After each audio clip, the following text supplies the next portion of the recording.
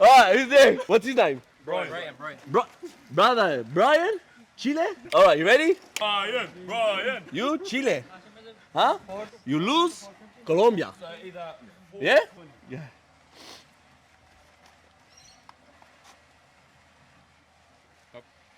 Oh! 45 minutes.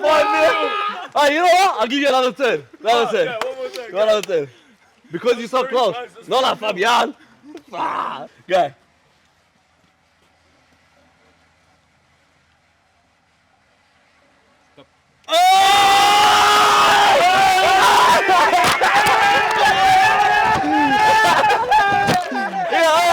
Hey, 100 bucks. You're on 450. What's your name?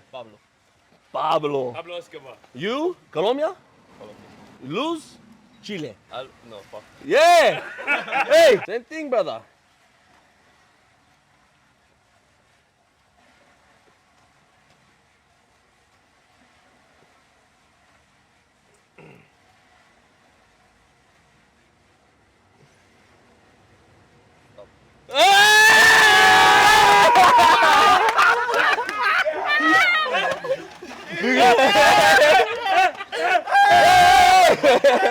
Hey, watch out, the ball. All